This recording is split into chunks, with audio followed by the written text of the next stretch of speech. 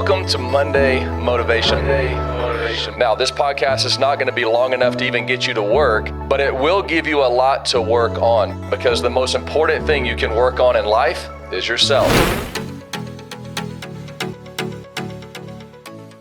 Welcome back to Monday Motivation. In this season, we're talking about a simple concept that can produce powerful results in your life.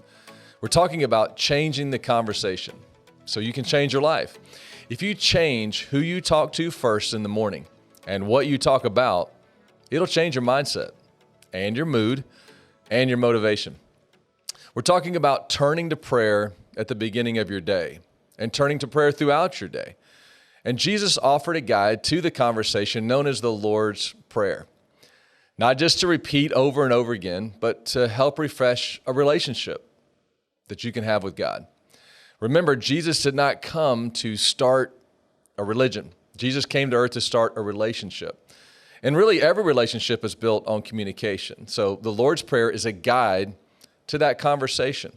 And it can be broken into 4 movements that you can remember by the word pray. Remember, P-R-A-Y. And if you can remember the word pray, you can remember what to say. So last week we talked about the P in pray, praise. We talked about how praise is simply gratitude. And several years ago, I spoke with a man who was an atheist, and now he's a follower of Jesus. And I asked him, what was the catalyst for such a leap from there is no God to I'm going to be a Christian, a follower of God? And he said something very profound, but simply said, I looked up one day and I realized I had all these unexplainable blessings, all these opportunities in life that I knew weren't just coincidence. And I had a lot of blessings in my life. And here's was the statement. He said, I had no one to thank. You see, gratitude moved him close to God. And listen, wherever you are on your faith journey, gratitude moves you closer to God. So that's the P in praise, the P in pray. Today, I want us to focus on the R in the word pray. The R is for request. And Jesus says this phrase. This is one of the most familiar parts of the Lord's Prayer. Give us this day our daily bread. Now, the word daily reminds us this should be a daily conversation. And part of that conversation should be, what do you need from God? What do you need God to give you? Now, this is usually where people start. Hey, I need this, I need this, I need this, and I've got to go. But remember, start with praise, gratitude. Start with what God has already given you. Start with what He's already done for you. Start by thanking Him for what He's already provided for you. Thank you. Then things you need. Gratitude. Then give me daily bread. Now, daily bread. You need food to survive, so that's a good thing to ask for. So make sure you're requesting things that you need. So make sure they're needs and not greeds. So how do I request those needs? Well, let me give you a very practical tip. And I just have a journal, and I would encourage you to get a journal and just in that journal, write down one page. Remember, praise, gratitude, just write down the things you're thankful for, and then skip a few pages. Why do I skip a few pages? Because I want to encourage you to keep adding to that praise list. Keep adding to that gratitude list. God is always going to be doing good things around you. He's always going to be doing things for me I don't deserve. I can't take the credit for. So I want to encourage you to grow in gratitude. Every leader grows in gratitude. Every follower of Jesus grows in gratitude. So we need to daily praise our Heavenly Father. Now, you're going to notice God's goodness more and more and more as you grow in gratitude. You're going to find more and more things to thank Him for. And so just give some space in your journal for that ability for you to grow in gratitude. Now, skip a few pages and then write at the top of the page our requests. Now, be specific about your needs, whatever they are. So I would encourage you in this request section to start with the needs of others. Remember, the prayer is Jesus says, give us. That means there's other people around you that have needs. So remember that and write them down. I would encourage you to write down the names of your family members. If you're married, make sure your spouse is at the top of that list, and then leave some space there. If you are having a daily conversation with God about your spouse, let me just encourage you, listen, if you'll just do this conversation with God about your spouse, it's going to cut down a lot of conflict in your marriage. If you'll just talk to God about what you would like to see change in your spouse, that's going to change the conversation. Talk to God about the people in your life instead of talking to the girls at wine night or talking to the guys at the bar or posting your frustration on Facebook. Even instead of talking to your spouse directly about it, first, ask God, God, would you help them? And be specific. Help them to be more loving toward me. Help them to be more compassionate. Now, unfortunately, listen, most people don't start praying for their family members until there's a crisis, until there's a serious illness or an accident or some big failure. Then we start talking to God about helping our family. But listen, ask God to help them when they're healthy. And when you pray for your spouse or someone very close to you, listen, let me just make you a promise, they're not going to change overnight. But let me make you another promise. You will change. You'll change in how you see them. Your mindset will change toward them. Remember, gratitude. You'll start thanking God for them. And then request. You'll ask God to change them, and then you'll stop trying to change them. Just let God do that. And be specific. But also be specific about your spouse's needs. What are they stressed out about at work? Write that down.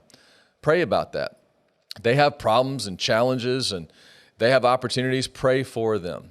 And then write down the names of your kids. Listen, one name at a time. And I do that and leave it blank. And I've got 5 kids, so leave some space there. I've got 2 grandkids. Several pages in my journal are dedicated to my family. So I pray for my kids every day. Now, when they were small, I prayed with them. And I would encourage you, if your kids are small, let that be the last thing you do every night. Let the last thing they hear, no matter what's happened, no matter what stress has happened in the house, the last thing they're going to hear is your peaceful tone praying over them in the evening. And if you are writing some notes down, I would encourage you to look up Mark chapter 12, verse 30. I have that written in my journal, Mark chapter 12, verse 30. Jesus said it was the greatest commandment. And I pray that over my kids. Help them to love you with all their heart, all their soul, all their mind, and all their strength. That is a very specific prayer. And I've prayed that over my kids since they were tiny. I've prayed that over my kids before they were born, all the way to adulthood. Now, let me tell you one of the most rewarding moments of my life so far, and it's FaceTiming with my granddaughter at bedtime. Now, I do that once a week, and recently, my daughter said, "Hey, Pop, do you want to stay for our bedtime prayers?" Well, of course I do. And then for me to be on FaceTime and hear my daughter, who's now grown and has a child, pray over my granddaughter, the same prayer I prayed over her. God, help her to love you with all her heart, all her soul, all her mind, and all her strength. I didn't tell my daughter that's what you should pray over your kids, but just doing it every day actually brings a request to reality. One of the most rewarding moments ever. So be specific. Another thing I pray for is my kids' friends, just 1 or 2 good friends, and watch God come through with that. I pray about who they'll marry, biggest decision you're ever going to make in your life besides who you're going to follow in faith. I necessarily don't pray for a career field, but I pray for their character. I pray for them to have a relationship with God that's real to them, not because of my faith, but because they chose and they're choosing to follow Jesus. See, what happens when I pray for my kids is it changes me. It changes my mindset toward my relationship with them. I find myself, when I'm praying for them, more patient with them, more loving toward them, more hopeful for their future, because prayer reminds me God loves them more than I do. And I'm asking for Him to daily help them. And I'm also reminded He will watch over them so I can worry a lot less. Then I'd encourage you to list out your friends, maybe 3 close friends. What are they worried about? Write that down. What are they burdened about? Pray for them. Pray for your boss. Pray for your country. Pray for your community leaders. Pray for your pastor. Anyone else that comes to mind. And then you put your name in that journal. Don't forget, pray for yourself. What are your needs? You just put your name there, and what are your requests? Listen, what are you trying to sort out in your mind? What are you weighed down by? What are you dreaming about? What do you want to accomplish in life? Write that down. And listen, friend, don't try to accomplish any dream or reach for any goal without requesting God's help, without asking for His guidance and power for each day so that you can take steps toward that goal, but never, ever are you alone in that journey. Now, here's the most powerful thing about writing down your request. It's when they're answered. When you can watch your request answered, it is so encouraging. I have several journals filled with answered prayers. Now, let me just remind you that there's a lot of different answers. God will answer your prayers, but he may say no. That is an answer. It's not the one you were hoping for, but he may say no. I learned this very young in life. I went to a church. The pastor said, hey, pray. God will hear your prayers. And so when I was 8 years old, I prayed for a horse to appear in my backyard every day for months, every day. And in the morning, I would look out the window, just completely discouraged. The horse was not there. This whole prayer thing does not work. And actually, it was working. God was answering my prayer. He was saying no. And that's a great answer for a Father in heaven who's not going to give me something I don't need. He knows what's best. Just remember that. That's why you're praying about it. It's like the great philosopher Garth Brooks said in his song, Unanswered Prayers. This song's about a young man that told God he wanted to marry his high school flame. And God said no, and he was mad. But years later, he went back to his high school with his wife, and he ran into his old flame. And he saw how dull and ugly she had become and how amazing and beautiful his wife was. And he said, well, to quote Garth Brooks, he said, I quote, because he doesn't answer doesn't mean he don't care. Some of God's greatest gifts are unanswered prayers, end quote.